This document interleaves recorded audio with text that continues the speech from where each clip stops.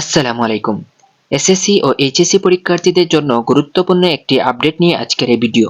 সম্প্রতি শিক্ষা মন্ত্রণালয়ে অনুষ্ঠিত একটি জরুরি সভায় শিক্ষামন্ত্রী সকল শিক্ষা বোর্ডের চেয়ারম্যানদের সাথে এসএসসি ও এইচএসসি বোর্ড পরীক্ষা নিয়ে বিস্তারিত আলোচনা করেন। সভা শেষে কিছু গুরুত্বপূর্ণ ও কঠোর নির্দেশনা প্রদান করা হয়েছে, যা চলতি বছরের পরীক্ষাগুলোতে সরাসরি প্রয়োগ করা হবে। বিশেষ করে প্রশ্নপত্রের নিরাপত্তা, নকল প্রতিরোধ, অনলাইন গুজব নিয়ন্ত্রণ এবং পরীক্ষা কেন্দ্রের শৃঙ্খলা নিশ্চিত করার বিষয়ে জিরো টলারেন্স নীতি গ্রহণ করা হয়েছে। আপনি যদি আসন্ন এসএসসি ও এইচএসসি পরীক্ষার্থী হয়ে থাকেন, তাহলে এই নির্দেশনাগুলো জানা আপনার জন্য অত্যন্ত জরুরি, কারণ এই সিদ্ধান্তগুলো আপনার পরীক্ষার প্রস্তুতি ও পরীক্ষা কেন্দ্রের বাস্তব পরিবেশ দুটির উপরই প্রভাব ফেলবে। তাহলে দেখে নেই আজকের এই নির্দেশনাগুলো। তোমাদের প্রথম নির্দেশনা: পরীক্ষার প্রশ্ন বা প্রশ্ন সংক্রান্ত কোনো কন্টেন্ট অনলাইনে বা অফলাইনে প্রচার করা যাবে না। প্রশ্ন ফাঁস তো দূরের কথা, প্রশ্ন নিয়ে বিভ্রান্তিকর আলোচনা করলেও কঠোর ব্যবস্থা নেওয়া হবে। দ্বিতীয় নির্দেশনা: নকল বা প্রশ্ন ফাঁসের গুজব ছড়ালে সাথে সাথে আইনগত ব্যবস্থা নেওয়া হবে।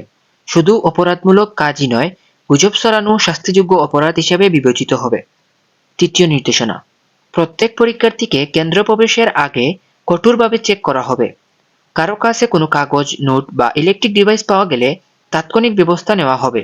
এমনকি পরীক্ষার হল বা টয়লেটে নকল পাওয়া গেলেও কেন্দ্র কর্তৃপক্ষকে জবাবদিহি করতে হবে। তাই কেন্দ্রগুলো এবার থাকবে সম্পূর্ণ সতর্ক অবস্থানে। এখন প্রশ্ন হলো, এসব নিয়ম কেন তোমাদের জানা জরুরি? কারণ এসএসসি ও এইচএসসি দুটি জাতীয় স্তরের গুরুত্বপূর্ণ পরীক্ষা। তাই এই দুটি পরীক্ষার ক্ষেত্রে সমানভাবে কঠোরতা বজায় রাখার উপর জোর দেওয়া হয়েছে। এসএসসি ও এইচএসসি পরীক্ষা শুধুমাত্র একটি একাডেমিক মূল্যায়ন নয়, এটি তোমার ভবিষ্যতের একটি গুরুত্বপূর্ণ ধাপ। তাই এখন থেকে সতর্ক হও, সিলেবাস সম্পূর্ণ করো, নিজের ওপর বিশ্বাস রাখো, কারো সাহায্যের আশায় বসে থেকো না। মনে রাখবে, এ+ পেতে চাইলে নিজের যোগ্যতায় পেতে হবে, পাশ করতে চাইলে নিজের প্রস্তুতিতেই পাশ করতে হবে। নতুন নির্দেশনাগুলোকে ভয় পাওয়ার কিছু নেই, বরং এটিকে নিজের প্রস্তুতি আরও শক্ত করার সুযোগ হিসাবে বেছে নাও। নিজের যোগ্যতায় প্রস্তুতি নাও, আত্মবিশ্বাস নিয়ে পরীক্ষার হলে যাও, ইনশাল্লাহ সফলতা তোমারই হবে। আমাদের গাইডলাইন ভিডিওগুলোর উদ্দেশ্য একটাই, তোমাদের আগে থেকে সতর্ক করা, যাতে পরীক্ষার হলে গিয়ে কোনো সমস্যায় না পড়ো। ভিডিওটি গুরুত্বপূর্ণ মনে হলে শেয়ার করো, যেন অন্য পরীক্ষার্থীরাও সচেতন হতে পারে। সবাই ভালো থাকো, সুস্থ থাকো।